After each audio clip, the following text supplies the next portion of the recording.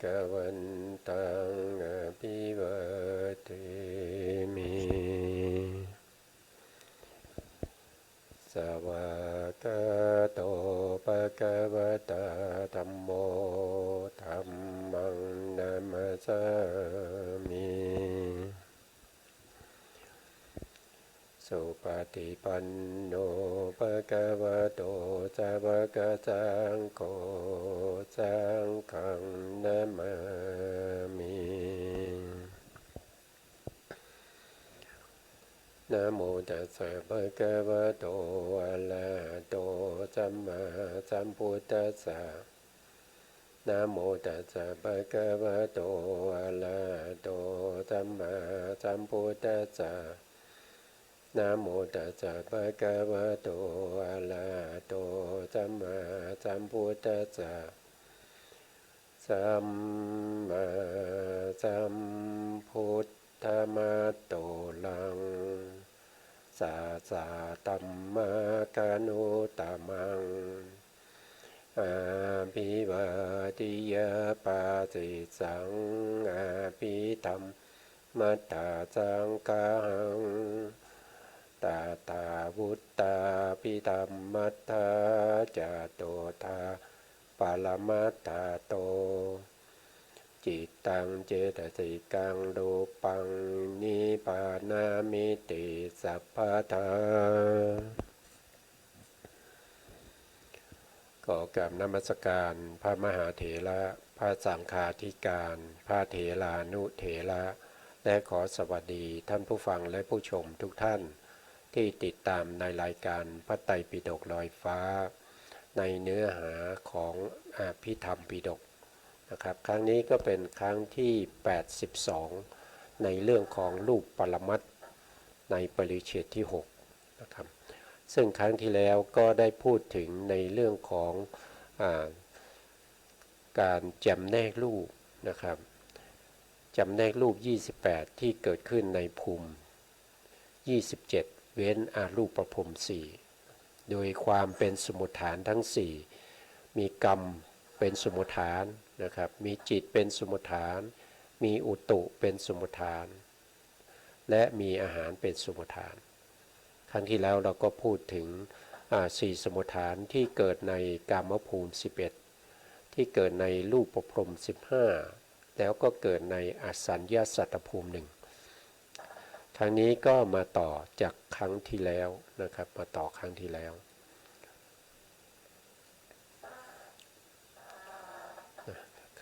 ครั้งที่แล้วก็พูดถึงตรงนี้นะครับพูดถึงในเรื่องของการรวมเอารูปที่เกิดในกามภูมิทั้งจิตทั้งอุตุทั้งอาหารรวมกันนะครับก็จะได้อยู่ทั้งหมดอยู่58รูปแล้วก็ในส่วนที่เกิดในรูปประพรหม15นะครับก็มีกรรมชรูปก็เกิด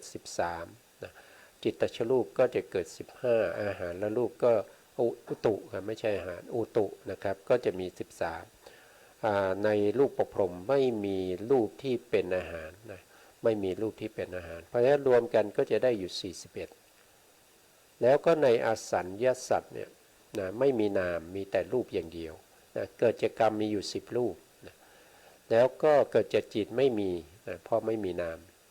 แล้วก็เกิดจากอุตุมีอยู่12เกิดจากอาหารไม่มีนะครับเพราะไม่ได้ทานอาหารรวมแล้วก็จะเป็น22ลูกนะครั้งที่แล้วก็พูดถึงรูปพวกนี้อยู่นะครับแล้วเวลาหมดพอดีนะครับเราก็มาพูดต่อนะครับในส่วนที่เป็นกรรมมีกรรมมีจิตมีอุตุมีอาหารเป็นสมุฏฐานที่เกิดในกามภูมิ11ก็จะมีอยู่58รูปนะ58รูปเนี่ยนะบวกกับ16นะ16นี่คือลักขณะรูป4นะลักขณะรูป4ทำไมมี16นะลักขณะรูป4มี16ก็เนื่องจากว่าตรงที่รูปที่เกิดจากกรรมเนี่ยเขาก็มีการเกิดขึ้นนะครับมีการสืบต่อนะแล้วก็มีความแก่นะแล้วก็มีความดับไป ในส่วนที่เป็นกรรมชรูปก็จะมีเขาเรียกว่าเป็นลักขณะรูปสี่ในจิตตชรูปนะก็จะมีลักขณะรูปสี่แล้วก็ในอุตุชรูปก็จะมีลักขณะรูปสี่อาหารและรูปก็จะมีลักขณะรูปสี่เมื่อเอาสี่รวมกันนะครับ4 4ก็เป็น16ก็คือได้ตรงนี้มานะครับได้ตรงนี้มาส่วนในรูปที่เป็นรูปประพรมนะครับรูปประพรมก็จะมีลักษณะรูป3ที่ลักษณะรูป4ที่เป็นของกรรมนะครับแล้วก็เป็นของจิตแล้วก็เป็นของอุตุเพราะฉะนั้นก็เอา3คูณกับ4ก็จะได้เป็น12นะเอา12มาบวกกับรูปที่เรารวมกันนะรวมกันไว้แต่ต้น41ก็จะกลายเป็น53นะครับอันนี้คือรวมรูปที่เกิดในภูมิกามภูมิมี75ในรูปประพรมมีอยู่53ส่วนในอสัญญาสัตว์ในอสัญญาสัตว์ก็จะมีอยู่30อสัญญาสัตว์เนี่ยมีรูปที่เกิดจากกรรมอยู่10นะเกิดจากกรรมอยู่10เกิดจากอุตุอยู่10เกิดจากจิตไม่มีเกิดจากอาหารไม่มีรวมแล้วก็เป็น22แล้วก็ลักษณะรูป4ก็จะมีอยู่8เพราะว่าในส่วนที่เป็นกรรมชรูปก็มีลักษณะรูป4แล้วก็ในส่วนที่เป็นอาหารในส่วนที่เป็นอุตุนะครับมาพูดผิดบ่อยเลยนะในส่วนที่เป็นอุตุชรูปเนี่ยก็จะมี4รวมกับ4ก็จะเป็น8ก็จะมาอยู่ตรงนี้นะครับเมื่อเอา8บวกกับ22ก็จะได้30รูปเพราะฉะนั้นในภูมิต่างๆก็จะมีรูปตามนี้นะครับตามนี้ก็คือในกามภูมิ11มีรูปอยู่75รวมกันมี75ในรูปประพรม15ก็จะมีอยู่53ในอสัญญาสัตตภูมิก็จะมีรูปอยู่30นะแล้วก็ต่อไปก็จะเป็นรูปที่เขาเรียกว่าเป็นรูปประเภทสามัญนะสามัญนี้ไม่ได้หมายถึงว่าจิตตชรูปสามัญที่เราเคยเรียนไปนะครับตรงคำว่าสามัญเนี่ยก็คือหมายถึงรูป28นั่นเองนะรูป28นะรูป28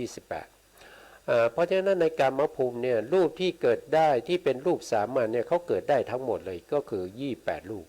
นะ28รูปแต่ในรูปประพรม15นะครับก็จะมีรูปสามัญอยู่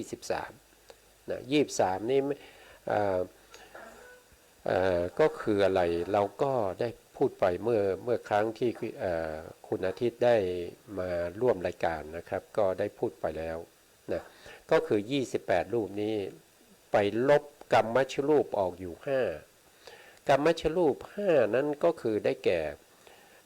กรรมชรูปที่เป็นประสาทจมูก1นะประสาทลิ้น1นะแล้วก็ประสาทกายอีก1แล้วก็ภาวะรูปอีก2นะภาวะรูปอีก2ก็คืออิทธิภาวะกับปุริสภาวะรวมกันก็จะเป็น5เอา5รูปที่เป็นกรรมชรูปเหล่านี้มาลบออกจาก28ก็จะเหลืออยู่23รูปนะ23รูปส่วนตรงที่เป็น17เนี่ยนะครับ17นี่ของอสัญญานะอสัญญาสัตตภูมินะมีแค่17นะมีแค่17นี้ก็คือได้แก่อะไรนะครับก็กรรมชรูปมาไว้ด้านนี้ดีกว่านะไว้ด้านนี้ดีกว่านะพวกที่เป็นประสาทรูป5นี่เขาไม่มีนะเขาไม่มีในส่วนที่เป็นอสัญญาสัตว์เนี่ยเขาจะไม่มีทั้งที่เป็นจักขุประสาทโสตประสาทคานาประสาทชิวหาประสาทกายประสาทเขาไม่มีแล้วก็รูปที่เป็นเสียงนะเป็นเสียงเป็นสัทธะเนี่ยก็ไม่มีนะครับไม่มีนะแล้วก็รูปที่เป็นภาวะรูป2ก็ไม่มีนะหาทยะรูปหรือวัตถุรูปนะครับก็ไม่มีนะครับไม่มีเท่าไหร่นะครับก็รวมกันไปนะครับว่าไม่มีประสาทรูป5นะไม่มีสัทธาก็เป็น6นะไม่มีอิทธิภาวะก็เป็น7ปุริสภาวะก็เป็น8แล้วก็ในส่วนที่เป็นวัตถุรูปอีก1นะครับก็เป็น9นะ9รูปนี้ไม่มีนะครับไม่มีแล้วก็ยังไม่มีพวกที่เป็นวิญญัติรูป2นะครับมี9แล้วก็บวกกับกายวิญญัติก็เป็น10แล้วก็บวกกับวจีวิญญัติก็จะเป็น11นะครับก็เอา 11รูปนี้นะครับที่เราคิดมานี้ไปลบกับ28นะลบกับ28ก็จะได้อยู่17รูปนะครับเพราะว่า11ลบ28ก็จะเหลือ17นะครับก็เหลือรูปอะไรบ้างก็เหลือมหาพุทธรูป4นะรูปาลมนะคันธาลมรัสสาลมนะชีวิตตรูปนะครับแล้วก็อาหารละรูปนะปริเฉทรูปวิการละรูป3นะวิการละรูป3แล้วก็ลักขณะรูป4นะครับลักขณะรูป4ลักขณะรูป4ก็คืออุปจยสันตติชลตาอนิจจตานะครับรวมกันแล้วก็จะเป็น17นะครับก็คือรูปที่เป็น17ตรงนี้นะครับการคิดหาเรื่องของรูปที่เกิดในภพภูมิต่างๆแล้วก็เป็นรูปที่พิสดารนะครับเราจะคิดยังไงนะครับเขามีสูตรคิดอยู่นะครับเดี๋ยวจะคิดตรงนี้นะทีนี้มาดูตรงนี้ก่อนนะครับตรงที่หมายเหตุตรงนี้ติดไว้ก่อนนะจะมีสูตรอยู่ข้างล่างนะครับตรงนี้จะมีสูตรอยู่นะครับเนี่ยรูปเนี่ยนะครับเขาหมายเหตุไว้ว่าการคิดหารูปที่เกิดขึ้นในภูมิต่างๆนั้นคิดตามสมุฏฐานที่เกิดและลักษณะรูป4ของสมุฏฐานนั้นๆนะส่วนการคิดรูปโดยพิสดารนั้นให้คิดลักษณะรูป4ที่มีในนิพพานรูปนะนิพพานรูปก็จำได้นะครับนิพพานรูปจะมีอยู่18นะนิพพานรูปคือรูปที่มีสภาวะของตัวเองนะมีสภาวะของตัวเองนะอย่างเช่นปัทวีเป็นนิพพานรูปปัทวีมีสภาวะของความแข็งกับความอ่อนอย่างนี้เป็นต้นนะครับถ้าเป็นนิพพานรูปนิพพานรูปนี่จะมีอยู่10นะนิพพานรูป10นั้นจะไม่มีสภาวะของตัวเองจำเป็นต้องอาศัยสภาวะจากนิพพานรูปนะครับทีนี้มาทบทวนนิดหนึ่งนะครับเพราะว่าเคยเรียนกันไปแล้วเคยพูดกันไปแล้วนะครับในส่วนนิพพานรูปมีอยู่18นะครับนิพพานรูปมี18ก็คือพวกนี้นะนิพพานรูป18ในรูป28เนี่ยมีนิพพานรูปอยู่18นะส่วน10รูปนั้นเราจะเรียกว่าเป็นอนิพพานรูปนะอนิพพานรูปก็มีตั้งแต่ปริเฉรูปที่เป็นปริเฉทรูป1นะครับวิญญัติรูป2วิการรูป3ลักขณะรูป410รูปนี้เป็นรูปที่ไม่มีสภาวะของตัวเองนะไม่มีสภาวะของตัวเองจำเป็นที่จะต้องอาศัยนิพพานรูปนะครับอาศัยนิพพานรูปแล้วทำให้เกิดสภาวะของนิพพานรูป10นี้ขึ้นมายกตัวอย่างเช่นปริเฉทรูปปริเฉทรูปเนี่ยเป็นรูปที่ขั้นระหว่างรูปกลาบทั้งหลายนะครับถ้าไม่มีรูปกลาบทั้งหลายเนี่ยที่มาต่อชนกันเนี่ยปริเฉทรูปมีไม่ได้นะมีไม่ได้ครั้งก่อนเคยเอารูปให้ดูนะครับรูปนี้ก็จะเป็นรูปไม่ได้หมายถึงว่าเขาจะเป็นอย่างนี้แต่อันนี้ให้ดูเพื่อว่าจะได้เข้าใจนะครับจะได้เข้าใจก็ให้ดูนะก็จะเป็นลักษณะอย่างนี้นะครับก็เป็นลักษณะอย่างนี้ตรงนี้ตรงนี้คืออะไรก็คือรูปกลาบนะรูปกลาบที่กลมๆสีน้ำเงินตรงนี้นะครับก็คือรูปกลาบนะครับหลายรูปกลาบเนี่ยเอามาชนกันมาต่อชนกันนะครับอย่างที่เคยพูดไปแล้วว่าจากโคทัสสกลาบเนี่ยนะครับที่จะรวมกันเท่าแล้วมาเท่ากับหัวเหานะจะมีจักขุทัสสกกลาบตรงนั้นอยู่ถึง11ล้านนะครับ11ล้านกลาบนะครับ11.57เนี่ยประมาณนี้นะครับ11.57ล้านกลาบถึงจะมีขนาดเท่ากับหัวเหานะแล้วก็จะเป็นตัวที่รับรูปารมณ์ได้นะครับเมื่อมีรูปกลาบมาต่อชนกันอย่างเนี้ยมาต่อกันนะครับมาต่อกันเนี้ยมาเรียงกันอยู่อย่างเนี้ยเราก็จะเห็นว่ามันจะมีช่องว่างอยู่ตรงนี้เห็นไหมครับตรงเนี้ยนะพวกเนี้ยนะตรงที่เป็นช่องว่างเนี่ยที่เป็นรอยต่อระหว่างรูปกลาบพวกนี้ที่เป็นสีแดงเนี่ยนะครับตรงนี้เราจะเรียกว่าเป็นปริเฉทรูปซึ่งถ้าไม่มีนิพพานรูปที่เป็นรูปกลาบพวกนี้ตรงรอยต่อที่เป็นสีแดงๆเนี่ยนะมันก็จะมีไม่ได้ นะมีไม่ได้นะแต่ที่มันมีได้ก็เพราะว่ามีรูปกลาบหลายๆรูปกลาบมาต่อชนกันจึงมีปริเฉทรูปขึ้นมาตรงนี้เป็นปริเฉทรูปนะครับตรงนี้เป็นปริเฉทรูปนะครับก็มาด้วยลักษณะอย่างนี้นะครับอันนี้ก็ให้พวกเราเข้าใจนะครับเข้าใจตามนี้นะครับก็คือปริเฉทรูปตัวนี้นะครับเป็นอนิพันธรูปไม่มีสภาวะของตัวเองจำเป็นจะต้องอาศัยสภาวะของนิพพันธรูปหลายๆรูปมาต่อเรียงกันนะครับถึงจะมีปริเฉทรูปเพราะฉะนั้นปริเฉทรูปจึงจัดเป็นอนิพพันธรูปเป็นรูปที่ไม่มีสภาวะของตัวเองนะส่วนวิญญัติรูปสองนะวิญญัติรูปสองก็จะมีกายวิญญัติกับวจีวิญญัตินะ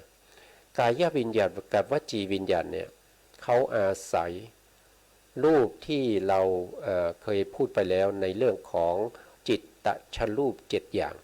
นะอย่างเช่นกายวิญญาณเนี่ยกายวิญญาณเนี่ยเป็นรูปที่อาศัยนะครับอิริยาบถทั้งหลายนะรูปที่เป็นจิตเป็นสมถานให้เกิดอิริยาบถทั้งอิริยาบถใหญ่อิริยาบถเล็กแล้วก็อิริยาบถใหญ่ตั้งมั่นนะครับเราก็จะเห็นวิญญัติรูปที่เป็นกายวิญญัติอย่างเช่นเวลาเขายกมือแล้วเขากวักมืออย่างเงี้ยเขากวักมือพอเราเห็นว่าเขากวักมือเนี่ยเขาหันหน้ามาทางเราแล้วก็มือก็กวักมาทางเราเนี่ยเรารู้ทันทีว่าเขาเรียกเรานะเขาไม่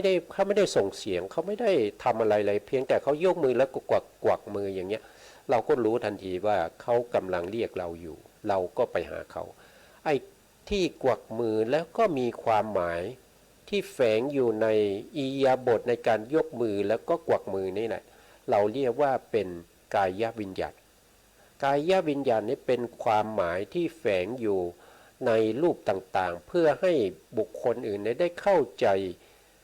ความประสงค์ของผู้แสดงกายวิญญาณนั้นนะอันนั้นเป็นรูปที่แฝงอยู่ในแขนในมือที่ในแขนที่เรากำลังกวักมือนะถ้าไม่มีมือถ้าไม่มีการกวักนะครับกายวิญญาณนี้มีไม่ได้นะกายวิญญาณนี้มีไม่ได้นะอันนี้ก็เข้าใจตามนั้นนะแล้วก็ในส่วนที่เป็นวจีวิญญัติอันนี้ก็เป็นอานิพันธรูปเหมือนกันไม่มีสภาวะของตัวเองแต่อาศัยอะไรอาศัยเสียงเสียงคืออะไรเสียงคือสัทธะเสียงคือสัทธะรูปนี้นะครับที่อยู่ในวิสยรูป7หรือว่าโคจรรูป4เป็นรูปที่2ที่กระทบกับโสตประสาทคือเสียงตรงนี้เสียงตรงนี้เป็นที่อาศัยเกิดของวจีวิญญัติเมื่อมีเสียงพูดออกมานะเสียงที่พูดออกมาตัวเสียงนั้นเป็นที่อาศัยของวจีวิญญัติเพื่อให้รู้ความหมายของเสียงที่พูดที่เขาพูดอย่างนี้เสียงสูงต่ำสั้นบ้างยาวบ้างนะครับเขามีความต้องการอะไรนะเราก็สามารถรู้ได้อย่างเช่นเขาบอกว่ามาอย่างเนี้ยนะไอเสียงที่พูดออกไปว่ามาเนี่ยในเสียงนั้นนะมีการแฝงไว้ซึ่งวจีวิญญัตินะวจีวิญญัติเพราะฉะนั้นถ้าไม่มีเสียงวจีวิญญัตินี้มีไม่ได้นะครับนะวจีวิญญาณนี้อาศัยสัทธะหรือสัทธารมณ์ที่เป็นนิพพานรูปจึงมีความหมายของเสียงนั้นขึ้นมาก็เรียกว่าเป็นวจีวิญญัติวจีวิญญัติจึงจัดอยู่ในส่วนที่เป็นอนิพพานรูปนะครับคือไม่มีสภาวะของตัวเองถ้าไม่มีเสียงนะวจีวิญญัติก็ไม่มีแต่ต้องมีเสียงนะครับต้องมีเสียงวจีวิญญัติก็ไปแฝงอยู่ในเสียงนั้นอีกทีนะครับก็จะเป็นในลักษณะอย่างนี้ส่วนนะวิการละรูป3นะวิการละรูป3ก็คือละหุตตาก็คือความเบามุทุตตาก็คือความอ่อนกัมมัญญตาก็คือความควรแก่การงานรูป3รูปนี้เวลาเกิดก็ต้องเกิดพร้อมกันนะครับเวลาไม่เกิดก็จะไม่มีรูปไหนเกิดได้เลยเขาจะเกิดพร้อมกันดับพร้อมกันนะเพราะฉะนั้นความอ่อนความเบา ค ความอ่อนความเบาแล้วก็ควรแก่การงานเนี่ยมันจะต้องแฝงอยู่ในอิริยาบถต่างๆนะครับอิริยาบถในการลุกจากนั่งแล้วก็ลุกขึ้นเนี่ยอิริยาบถที่กำลังลุกเนี่ยมันมีทั้งอิริยาบถเล็กอิริยาบถน้อยอิริยาบถใหญ่ที่กำลังเคลื่อนไหวอยู่นะอิริยาบถที่มีการเคลื่อนไหวเหล่านั้นน่ะถ้ามีวิการและรูปเข้าไปอาศัยอยู่ก็จะเห็นได้ว่าอิริยาบถเหล่านั้นจะเป็นไปด้วยความสะดวกกระฉับกระเฉงเวลานั่งอย่างเรานั่งสมาธิเนี่ยนะครับถ้าเป็นบุคคลที่เป็นวัยรุ่นหรือว่าเป็นบุคคลที่ยังหนุ่มยังสาวนะครับเวลาเขาลุกขึ้นเนี่ยเขาก็จะลุกขึ้นได้อย่างสบายๆนะไม่เคอะเขินไม่ต้องอาศัยสิ่งช่วยนะครับก็คือจะเกาะฝาหรือว่าเกาะเก้าอี้ลุกขึ้นนะครับนั่นแสดงว่าวิการละรูปเนี่ยไม่ค่อยมีนะครับสำหรับบุคคลที่ลุกก็ลำบากนั่งก็ลำบากเดินเหินอะไรก็ลำบากเนี่ยแสดงว่าวิการละรูปเนี่ยไม่ค่อยเกิดนะวิการละรูปจะอาศัยอิริยาบถต่างๆนะครับอิริยาบถนั้นจะถ้าเขาเกิดเนี่ยจะทำให้เกิดอิริยาบถนั้นเป็นไปด้วยความคล่องแคล่วนะครับด้วยความเบาด้วยความอ่อนควรแก่การงานแต่ถ้าเขาไม่เกิดเนี่ยมันทำอะไรมันก็หนักไปหมดนะจะลุกจะเหินจะเดินจะอะไรก็ตามมันก็จะไม่ค่อยสะดวกสบายดูแล้วมันก็ไม่เป็นไม่เกิดชีวิตไม่เป็นชีวิตชีวาไม่มีชีวิตชีวาเลยนะครับในการที่จะลุกกันที่จะนั่งแล้วก็ในการที่จะเดินอะไรพวกนี้นะนั่นแสดงว่าวิการละรูปไม่เกิดนะครับวิการละรูปเกิดก็จะเป็นไปด้วยความสะดวกคล่องแคล่วนะเต็มไปด้วยความกระฉับกระเฉงนะครับการงานต่างๆก็จะเป็นไปด้วยความสะดวกสบายนะครับไม่ติดขัดใดๆนะอันนี้ก็เป็นวิการละรูป3นะแล้วก็ลักขณะรูป4ก็เป็นอนิพพานรูปเหมือนกันลักษณะรูป4อย่างเช่นอุปัจจยะก็คือการเกิดขึ้นลักษณะอาการของการเกิดขึ้นเนี่ยถ้าไม่มีรูปที่เป็นนิพพานรูปนะอาการลักษณะของการเกิดขึ้นก็มีไม่ได้นะครับมีไม่ได้ลักษณะการเกิดขึ้นเนี่ยต้องอาศัยนิพพานรูปถึงจะเห็นว่ามันมีอาการของการเกิดขึ้นนะมีลักษณะของการเกิดขึ้นนะยกตัวอย่างเช่นอันนี้ก็อย่างเช่นเรายกมือนะครับเรายกมือจากมือที่เดิมทีเนี่ยไม่ได้ยกขึ้นเลยนะครับไม่ได้ยกเลยนะแต่ว่าเวลาที่เรายกขึ้นเนี่ยเราจะเห็นว่ารูปใหม่ก็จะเกิดขึ้นนะครับรูปที่ยกขึ้นเนี่ยแขนที่ยกขึ้นเนี่ยนะครับมันก็จะเกิดขึ้นใช่ไหมรูปใหม่เนี่ยมันก็จะเกิดขึ้นก็คือแขนที่ยกขึ้นมาเป็นรูปใหม่นะรูปเก่าที่แขนไม่ได้ยกนั้นนะครับมันก็จะหายไปรูปใหม่ก็จะมีเกิดขึ้นไอ้รูปใหม่ที่เกิดขึ้นเนี่ยไอ้ตัวเกิดขึ้นเนี่ยมันแฝงอยู่ที่มือที่เรายกใช่ไหมครับถ้าไม่มีมือที่เรายกขึ้นมาไอ้การเกิดขึ้นของรูปที่ยกขึ้นมามันก็จะไม่มีอุปจจยะนะมันก็จะไม่มีนะครับ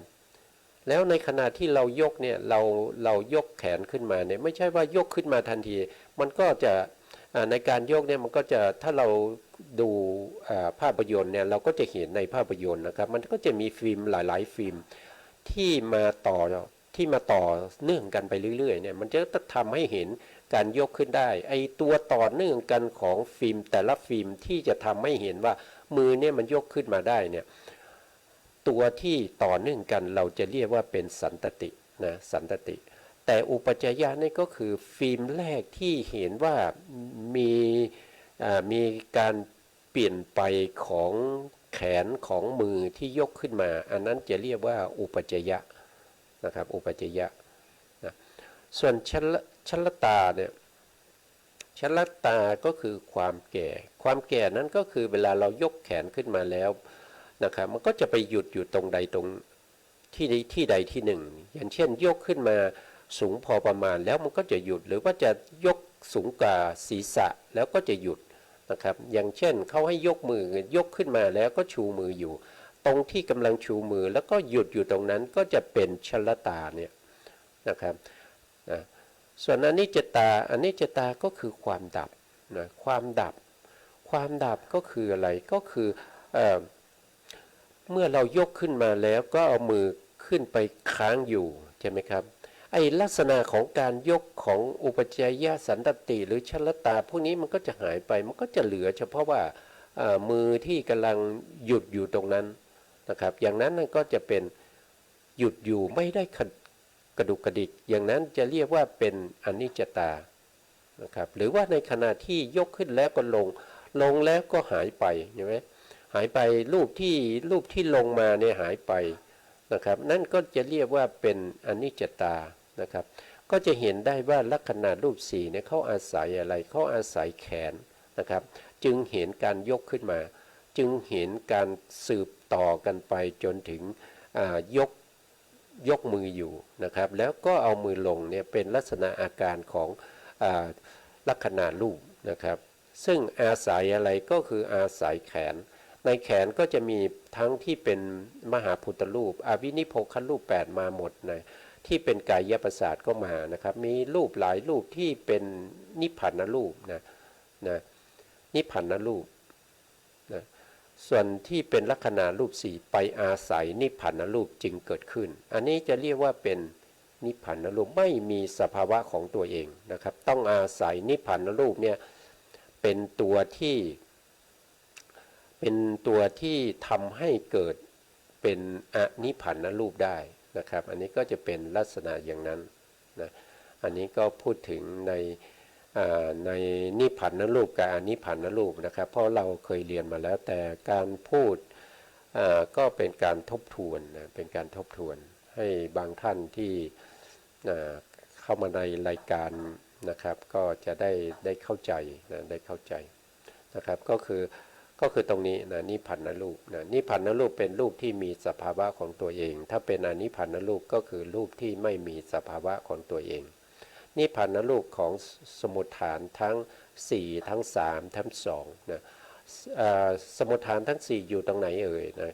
สมุฏฐานทั้ง4ก็คืออยู่ในกามภูมินะกามภูมินี้เกิดทั้งที่เป็นรูปที่เกิดจากกรรม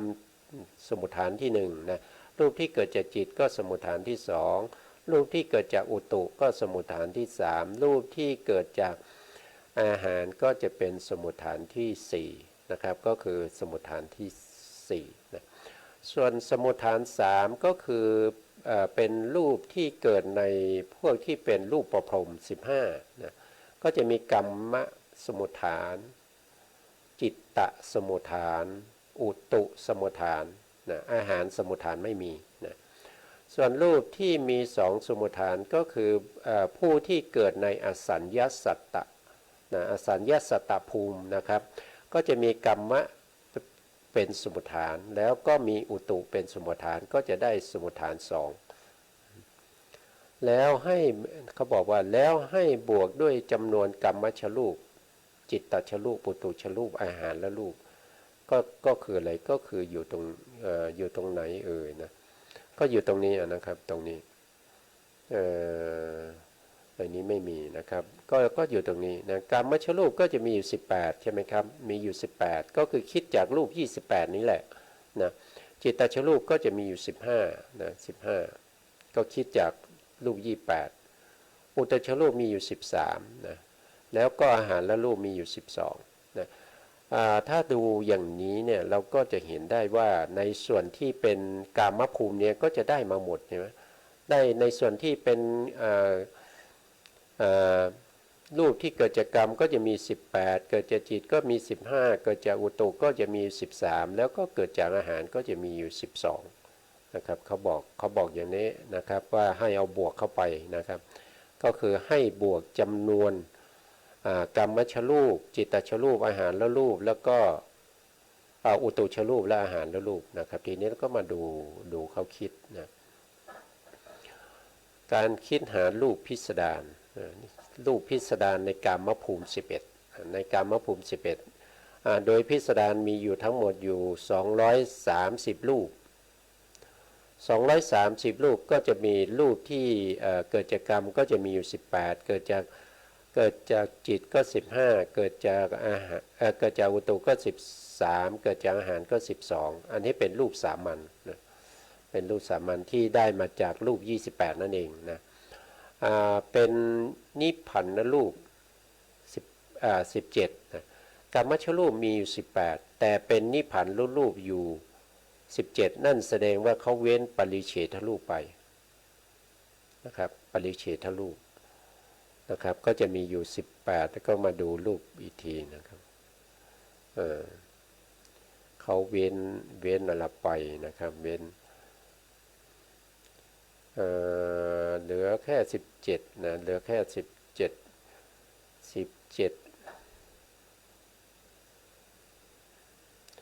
ก็จะเว้นถ้าว่าโดยก็จะเว้นตรงนี้ครับตรงที่เป็นปริเฉทรูปไป1นะครับก็จะเหลืออยู่17นะ17เอา17ไปคูณกันลักขณะรูป4นะมีการเกิดขึ้นดับไปนะแล้วก็รวมคูณกันเข้าไปก็จะได้อยู่ทั้งหมด68ก็ไปบวกกับ18อีกทีหนึ่ง18นี้ก็คือรูปที่เกิดรูปที่เป็นกรรมที่เกิดในกรรมภูมิบวกเข้าไปก็จะได้อยู่86นะก็จะคิดในลักษณะอย่างนี้ถ้าเป็นรูปที่เกิดจากจิตเป็นสมุฏฐานมีอยู่15นะ15เนี่ยเขาเอาแค่9เท่านั้นเองเป็นนิพพานรูปอยู่9ทำไมเป็น9มันหายไปเท่าไหร่นะครับมันหายไปอยู่6นะมันหายอะไรไป6นะก็มาดูตรงนี้ว่าอะไรบ้างที่หายไป6นะครับก็คือที่เกิดจากจิตโดยตรงนะครับก็จะมีวิญญัติรูป2นะวิญญัติรูป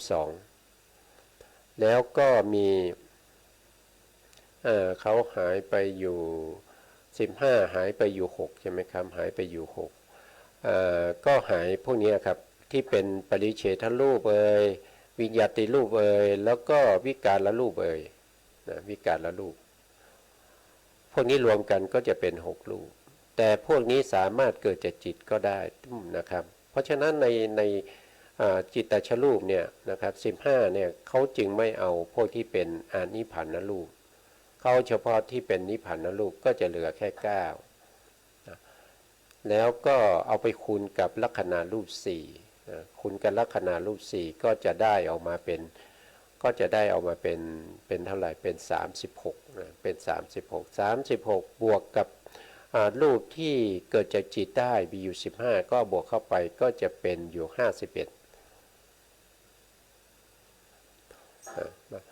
ทำไมเราต้องคิดอย่างนี้นะทำไมเราต้องมาเรียนอย่างนี้นะก็จำเป็นที่เราจะต้องเรียนเพราะว่ารูปพวกนี้เนี่ยเราจะถ้าพูดถึงถ้าเราเห็นชัดๆเนี่ยนะครับในการเจริญเรื่องของวิปัสสนาในวิสุทธิมรรคเนี่ยเขาจะพูดถึงรูปพวกนี้นะครับเขาจะพูดถึงว่านะครับรูปที่อย่างเช่นในผมนะในผมใช่ไหมครับในกฏฐาสะ32เนี่ยมีผมขนเล็บฟันหนังเนี่ยเขาจะคิดออกมาเลยว่าอย่างเช่นผมเส้นหนึ่งเนี่ยมีรูปอยู่เท่าไหร่นะครับก็จะคิดจากพวกนี้นะครับก็จะคิดจากพวกนี้เป็นพื้นฐานในการคิดโดยเป็นพื้นฐานเท่านั้นเองแต่เวลาที่จะนำไปใช้เนี่ยก็จะนำไปใช้ในผมในขนในเล็บในฟันในหนังพวกนี้นะครับคิดว่าถ้ายังติดอยู่กับบุคคลที่ยังมีชีวิตอยู่มีรูปเท่าไหร่นะถ้าตายไปนะครับไม่มีชีวิตแล้วไม่มีชีวิตตัดรูปแล้วทิ้งซากศพไว้จะเหลือรูปเท่าไหร่อะไรพวกนี้นะครับเกี่ยวกับเรื่องของวิปัสสนานะครับพวกเราเนี่ยศึกษาในเรื่องของอภิธรรมเนี่ยก็จำเป็นที่จะต้องเรียนรู้พวกนี้ไปนะครับ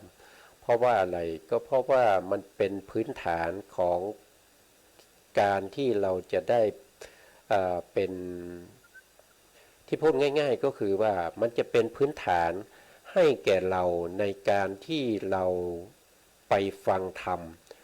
ยกตัวอย่างเช่นเราไปเกิดในยุคของพระศรีอานนะครับแล้วพ พุทธเจ้านะครับพระพุทธเจ้าพระศรีอานพุทธเจ้าเนี่ยนะครับท่านก็จะแสดงธรรมนะเวลาท่านแสดงธรรมเนี่ยท่านไม่ได้มาบอกรายละเอียดพวกนี้เรามีบุญบารรมีเคยศึกษามาในอดีตชาตินะครับเมื่อเราฟังแล้วเราก็จะเกิดความเข้าใจเมื่อเกิดความเข้าใจทรงจิตไปตามพระธรรมคำสั่งสอนของพระสัมมาสัมพุทธเจ้าที่กำลังเทศนาอยู่ก็สามารถที่จะทำให้เราเนี่ยตรัสรู้ธรรมได้สามารถที่จะทำให้เราเนี่ยฟังธรรมแล้วก็บรรลุธรรมเป็นพระอรหันต์ได้นะครับไม่ต้องมาเดินจงกรมมานั่งสมาธินะครับเดินจงกรมเป็นเวลาตั้งหลายชั่วโมงหรือหลายวันหลายปีนะครับไม่ต้องมาทำอย่างนั้นนะครับเพราะเรามีพื้นฐานมาจากการที่เราได้ศึกษาในเรื่องของสุตตมยญาณพวกนี้ที่เราจดจำเรามีอยู่แล้วเป็นพื้นฐานเป็นบุญบารรมีที่เราเคยสร้างไว้แต่ในอดีตแล้วนะเพราะฉะนั้นเราไปฟังธรรมนะครับผู้แสดงเป็นถึงพระสัมมาสัมพุทธเจ้าแล้วเราก็มีบุญบารรมีที่เคยได้ศึกษาเล่าเรียนมาเนี่ยมันก็จะประกอบกันทำให้เราเนี่ยได้ตรัสรู้ธรรมอย่างง่ายๆไม่ต้องมานั่งนะครับไม่ต้องมานั่งเป็นชั่วโมงนะครับขาปวดขาปวดนู่นปวดนี่นะครับไม่ต้องทำอย่างนั้นเราแค่นั่งฟังธรรมแค่ชั่วโมง2 ชั่วโมงนะเราก็ตรัสรู้ธรรมได้เพราะเรามีของเก่ามานะของเก่ามาจากไหนก็มาจากการที่เราได้สะสมบุญบารรมีที่เราได้ศึกษาเล่าเรียนสิ่งที่บุคคลอื่นพูดง่ายๆว่าสิ่งที่มีบุคคลน้อยคนที่จะได้ศึกษาเล่าเรียนแบบนี้นะครับที่จะมาสร้างบารรมีแบบนี้นะเพราะว่าคนในประเทศไทยนี่มีมากมายพูดกันเป็น6-70 ล้านนะครับบุคคลที่มาศึกษาในเรื่องของอภิธรรมที่มาศึกษาสภาวะของความเป็นจริงนะครับที่เป็นสัจธรรมนะเป็นทุกขสัจอย่างเงี้ยนะครับเป็นทุกขสัจสมุทัยสัจนิโรธสัจมรรคสัจเนี่ยมีสักกี่คนนะครับมีสักกี่คนที่จะมาศึกษามาสร้างบารมีอย่างนี้นะครับเพราะฉะนั้นการตรัสรู้ธรรมที่พระสัมมาสัมพุทธเจ้าทรงแสดงเนี่ยมันจึงมีน้อยนะมันจึงมีน้อยไม่สามารถที่จะขนพาสัตว์โลกทั้งหลายเนี่ยไปสู่นิพพานได้ทั้งหมดนะพระพุทธเจ้าเนี่ยอุบัติขึ้นมาแล้วมากมายนะไม่ใช่ว่าจะเพิ่งมีเฉพาะพระพุทธเจ้าสมณโคดมของเรานะครับในอดีตชาตินี้มีมากมายนะครับพระพุทธองค์ทรงได้ในพระสูตรใดส่วนหนึ่งก็จำไม่ได้นะครับคือท่านบอกว่านะครับพระพุทธเจ้าที่อุบัติขึ้นมาแล้วก็ปรินิพพานไปแล้วเนี่ยมากมายกว่าเม็ดทรายในมหาสมุทรเสียอีกนะครับลองคิดดูว่ามากมายแค่ไหนมากมายถึงขนาดนั้นสัตว์โลกก็ยังมีมากมายอยู่นะครับยังมีการเวียนว่ายตายเกิดนะครับในประเทศไทยนี้ก็มีถ้าว่าโดยเฉพาะความเป็นมนุษย์นี่ก็มีถึง70 ล้านมีถึง70 ล้านนะเราไม่ได้นับไปถึงเดรัจฉานนะไม่ได้นับไปถึงสัตว์เล็กสัตว์น้อยเช่นมดนะมดเอ่ยนะครับมดเอ่ยปวกเอ่ยนะหรือว่าไส้เดือนนะครับมันก็มีมากมายนะสัตว์น้ำอีกนะพวกปลาพวกหอยนะมีมากมายเหลือเกินนะครับไม่มีพระสัมมาสัมพุทธเจ้าองค์ไหนที่จะมาขนสัตว์ทั้งหลายทั้งหมดเนี่ยให้ไปสู่นิพพานได้มันไม่ได้นะการที่บุคคลจะได้ไปสู่นิพพานนี่เป็นบุคคลที่เขามีบุญบารมีเขาสร้างบุญบารมีมาแล้วนะครับอย่างเช่นเรากำลังศึกษาเล่าเรียนเราก็กำลังสร้างบารมีอยู่นะถ้าเราไม่เลิกนะครับเราสร้างไปเรื่อยๆภพนี้ยังไม่สำเร็จภพหน้าก็ต่อไปเรื่อยๆนะอย่างเช่นบุคคลที่เขาตรัสรู้ธรรมอย่างเช่นพระอานนท์เนี่ยนะครับสร้างบารมีมาตั้งแสนกับนะกว่าจะได้มาตรัสรู้นะอย่างพระพุทธเจ้าเนี่ยท่านสร้างบารมีมาถึง4 อสงไขยแสนมากกับแต่ท่านนับตั้งแต่มีความปรารถนาจะช่วยเหลือสัตว์โลกทั้งหลายให้พ้นจากวัฏสงสารท่านใช้เวลาถึง20 อสงไขยแสนมหากัปนะไม่ใช่ระยะเวลาที่น้อยๆนะอย่างเช่นพระศรีอานที่ท่านจะมาอุบัติใน ในโอกาสข้างหน้าในภัตตกัปของเรานี้นะท่านใช้เวลาในการบำเพ็ญบารมีเท่าไหร่16อสงไขยกับแสนกัปนะครับแล้วก็ตั้งความปรารถนาจะเป็นพระพุทธเจ้านะครับใช้เวลายาวนานถึง80อสงไขยแสนมหากัปนะซึ่งจะมาบารมีก็จะมาเต็มในภัตตกัปนี้แล้วก็จะได้ตรัสรู้เป็นพระพุทธเจ้าในภัตตกัปนี้นะครับถ้าเราคิดถึงนะครับถ้าเราคิดถึงว่าท่านเริ่มสร้างความเพียรเนี่ยเราก็จะเห็นว่าท่านใช้ระยะเวลาที่ยาวนานมากนะใช้เวลาที่ยาวนานมากแล้วก็ท่านมีความเพียรในการที่สร้างบารมีนะครับติดต่อกันมาเรื่อยๆเพราะท่านเป็นพระพุทธเจ้าประเภทที่เป็นวิริยาธิกะนะครับต้องใช้ความเพียรเป็นหลักนะเพราะฉะนั้นการสร้างบารมีของท่านจะต้องเป็นไปด้วยความยากลำบากนะครับแล้วก็จะต้องทำด้วยความติดต่อเนื่องกันแล้วก็ใช้เวลาที่ยาวนานนะครับใช้เวลาที่ยาวนานมากนะครับไม่ว่าจะเป็นพระพุทธเจ้าองค์ใดองค์หนึ่งนะอย่างเช่นพระพุทธเจ้าพระกัสสปะสัมมาสัมพุทธเจ้าซึ่งเป็นพระพุทธเจ้าที่ก่อนหน้าของพระสมณโคดมสัมมาสัมพุทธเจ้าเนี่ยท่านใช้เวลาอยู่ถึง40อสงไขยแสนมหากัปท่านเป็นประเภทที่เป็นสัทธาธิกะกว่าที่ท่านจะได้มาตรัสรู้เป็นพระพุทธเจ้าท่านก็ต้องทำสร้างบุญบารมีด้วยความยากลำบากจะต้องทำติดต่อเนื่องกันไม่มีหยุดเว้นนะครับนะแล้วก็ทำด้วยความยากลำบากจะต้องบริจาคทั้งที่เป็นทรัพย์สินเงินทองทั้งที่เป็นถ้าเป็นพระราชาก็ต้องสละราชสมบัตินะครับเป็นพระราชาที่เป็นเอกราชหรือว่าจะเป็นพระราชาที่เป็นประเทศสราชนะครับหรือว่ามีอะไรก็ต้องเสียสละหมดนะครับเขามาขอลูกก็ต้องให้ลูกเขามาขอมเหสีก็ต้องให้ไปนะครับเขามาขอช้างคู่บารมีม้าคู่บารมีก็ต้องให้ไปหมดแม้กระทั่งเขามาขอลูกตาก็จะต้องให้ไปนะแม้กระทั่งเขามาขอชีวิตก็ให้นะครับก็ให้ชีวิตไปนะผู้ที่บริจาคลูกตาก็พูดง่ายๆก็ถ้าพระสูตรก็จำได้ดีก็คือพระเจ้าศิวิราชนะครับที่บริจาคลูกตาให้แก่พราหมณ์ผู้ตาบอดมาขอลูกตานะครับมาขอลูกตาซึ่งพราหมณ์นั้นก็คือได้แก่ท้าวสกะแปลงมานะครับเพื่อจะทดสอบการตั้งความปรารถนาที่จะบริจาคลูกตานะครับนะท้าวสกะเนี่ยถึงกับอาสนะนะครับที่ท่านนั่งอยู่ในร้อนนะครับท่านก็ได้พิจารณาแล้วก็จะเห็นพระเจ้าศิวิราชเนี่ยตั้งความปรารถนาที่จะบริจาคอวัยวะนะครับใครมาขอแขนก็จะให้ไปใครมาขอขาก็จะให้ไปใครมาขอหูขอตาให้หมดนะท้าวสกะก็จำเป็นที่จะต้องนะครับแปลงร่างมาเป็นพราหมณ์ผู้แก่นะครับลงมาขอลูกตานะครับพระเจ้าศิวิราชก็ให้หมอเนี่ยควักเอาลูกตาไปให้แก่พราหมณ์ผู้นั้นไปนะครับอันนี้ก็เป็นการสร้างบารมี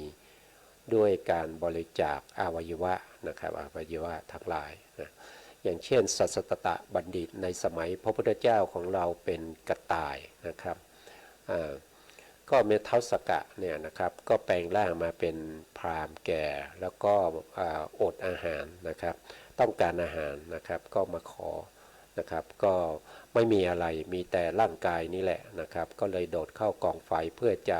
เอาตัวเองเนี่ยนะครับตัวกระต่ายเนี่ยนะครับเป็นกระต่ายย่างให้แก่พราหมณ์ผู้เฒ่านะครับเป็นอาหารนะอันนี้ก็เป็นการสร้างบารมีของพระพุทธเจ้านะครับอย่างเช่นในภัตตกัปนี้นะครับก่อนที่จะได้มาเป็นพระพุทธเจ้าเนี่ยท่านก็ยังสร้างบารมีอยู่อย่างเช่นพระเวสสันดร นะครับพระเวสสันดรนี่ก็บริจาคหมดนะครับทุกสิ่งทุกอย่างที่มีใครมาขอก็จะให้หมดนะครับทำไมท่านต้องทำอย่างนี้นะครับการที่จะเป็นพระพุทธเจ้าได้มันเป็นทางเดียวที่จะไปสู่ความสำเร็จนะครับไปสู่โพธิญาณนะครับจะต้องเดินทางนี้นะจะต้องเดินทางนี้ถ้าไม่เดินทางนี้มันไปไม่ได้มันไม่สามารถที่จะตรัสรู้อริยสัจสี่ได้ด้วยตนเองไม่ว่าพระพุทธเจ้าองค์ไหนที่ตรัสรู้มาทุกพระองค์เนี่ยจะต้องสร้างบารมีอย่างนี้หมดนะไม่มีองค์ไหนที่ไม่เคยสร้างบารมีแล้วอยู่ๆก็ได้ตรัสรู้เป็นพระพุทธเจ้าเนี่ยไม่มีเลยนะไม่มีเลยเพราะฉะนั้นการสร้างบารมีเป็นหน้าที่ของผู้ที่แสวงหาพระนิพพานนะผู้ที่แสวงหาพระนิพพานนี้จะต้องสร้างบารมีนะครับถ้าไม่สร้างบารมีไม่สามารถไปสู่จุดมุ่งหมายได้นะไม่ต้องทำอะไรกลัวผิดศีลนอนทั้งวันอย่างเงี้ยนะกินแล้วก็นอนกินแล้วก็นอนเพราะว่าถ้าออกจากบ้านจะต้องไปพูดคุยเดี๋ยวกลัวว่าจะผิดศีลทางวาจากลัวจะไปมุสากลัวจะไปกล่าวคำสอดเสียดบ้างนะครับกล่าวคำเพ้อเจ้อบ้างกล่าวคำหยาบคายบ้างแล้วก็เลยไม่ไปไหนนอนอยู่บ้านทั้งวันอย่างนี้มันไม่ใช่สร้างบารมีนะมันไม่ได้สร้างบารมีแบบนี้ไม่สามารถที่จะตรัสรู้ธรรมได้นะครับการที่จะตรัสรู้ธรรมต้องฝ่าฟันดงแห่งกิเลสทั้งหลายนะครับโดยเฉพาะในยุคสมัยนี้นะที่คนเรามีกิเลสมากนะครับทำไมผมพูดว่ากิเลสมากในยุคสมัยก็เพราะว่าเราสังเกตดูนะครับสังเกตดูว่าอายุมนุษย์เราเนี่ยตอนนี้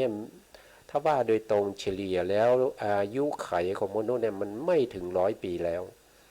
มันอยู่แค่74กว่านะครับ74 ปีนะครับเป็นอายุไขของมนุษย์ในปัจจุบันนี้นั่นแสดงว่าเรามีกิเลสมากอายุของมนุษย์เราเลยสั้นลงแต่ถ้าเรามีบุญบารมีมากยุคสมัยนั้น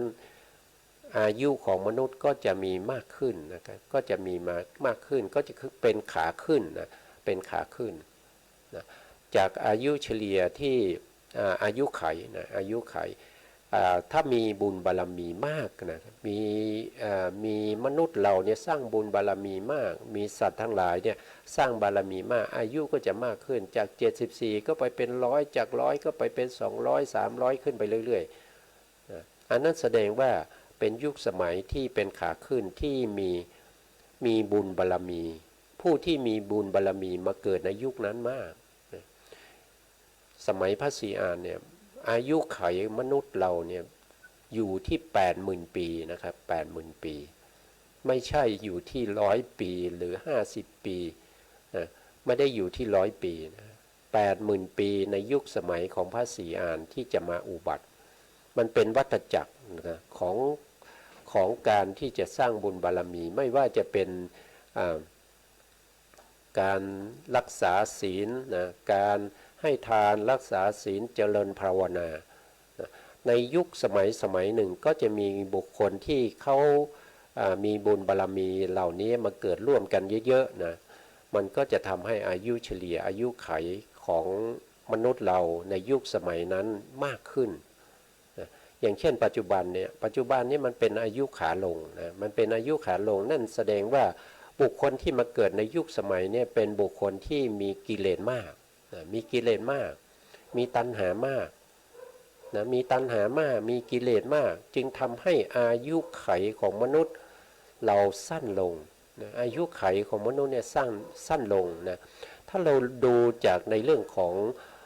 รูปที่เคยนำมาให้ดูนะครับเคยนำมาให้ดูในภพภูมินะครับก็ดูอีกทีก็แล้วกันนะครับดูอีกครั้งหนึ่งนะเราก็จะเห็นได้ว่าตรงที่มนุษยภูมินะครับก็อยู่ตรงนี้นะมนุษยภูมิก็อยู่ตรงนี้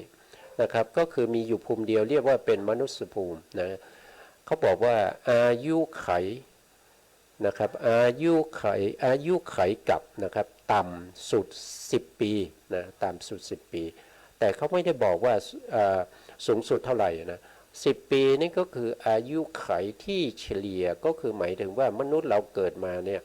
โดยเฉลี่ยแล้วจะมีอายุอยู่แค่10 ปีนะบางคนอาจจะมีอายุมากกว่า10 ปีอาจจะเป็น12-13 ปีนะครับบางคนอาจจะมี7-8 ปีแล้วก็ตายอย่างเงี้ยนะก็เหมือนกับปัจจุบันนี้เรามีอายุขัยอยู่ที่74 ปีใช่ไหมครับบุคคลที่มีอายุมากกว่า74 ปีมีไหมก็มีนะครับแต่อายุมากกว่าอายุไข2 เท่าไม่มีนะครับเกิน2 เท่าไม่มีนะอย่างเช่นอายุไขที่ต่ำที่สุดของมนุษย์คือ10 ปีในยุคสมัยนั้นนะยุคสมัยที่มีมนุษย์เรามีอายุขัยอยู่10 ปีเนี่ยบุคคลที่จะมีอายุ20 ปีไม่มีนะครับไม่มีนะไม่มี15 ปีอาจจะมีนะครับ15 ปีอาจจะมีนะ12-13 ปีก็อาจจะมีนะครับ10 ปีนี่เป็นอายุเฉลี่ยของคนยุคสมัยนั้นนะเพราะฉะนั้นถ้าคนยุคสมัยนั้นมีอายุเฉลี่ยอยู่แค่10 ปีตอนนั้นกิเลสของคนที่มาเกิดร่วมกันในยุคสมัยนั้นนะครับมีอายุ10 ปีเนี่ยจะเป็นกิเลสที่มีกำลังมากนะครับเขาเห็นแค่ใบไม้นะเห็นแค่ดอกไม้เขาก็สามารถที่จะนำเอาดอกไม้และใบไม้นะมาเป็นอาวุธในการที่จะประหารนะครับฆ่าบุคคลอื่นได้นะถ้าเราไม่มีบุญบารมีเราไปเกิดในยุคสมัยนั้นมันจะเกิดอะไรขึ้นนะมันจะเกิดอะไรขึ้นนะถ้าเราไม่สะสมบุญบารมีไม่สร้างบุญบารมีเพื่อที่เราจะได้ไปเกิดในยุคสมัยที่มีเขาเรียกว่าเป็นยุคสมัยที่มีพระพุทธศาสนานะครับมีพระสัมมาสัมพุทธเจ้านะครับที่เราจะได้ฟังธรรมได้ตรัสรู้ธรรมนะครับไม่ต้องลำบากนะครับไม่ต้องลำบากปฏิบัติง่ายๆแล้วก็สำเร็จได้ง่ายๆนะครับก็อาศัยอะไรก็อาศัยการสะสมบุญบารมีที่เรากำลังทำกันอยู่ในขณะนี้สิ่งพวกนี้เป็นสิ่งที่พวกเราสามารถที่จะทำเองนะครับไม่ใครไม่คนอื่นทำให้เราไม่ได้นะทำให้เราไม่ได้เราต้องสร้างเองเราต้องทำเองนะ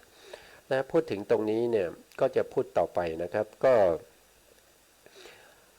มนุษย์ในชมพูทวีปนะครับมีอายุไขไม่แน่นอนขึ้นอยู่กับกิเลสนะครับขึ้นอยู่กับกิเลสขึ้นอยู่กับอาสวะนะครับอาสวะโยคะนะครับโอคะคันทะนะครับอุปทานนิวรณ์นะนิวรณ์นะครับอนุสัยนะสังโยชน์กิเลส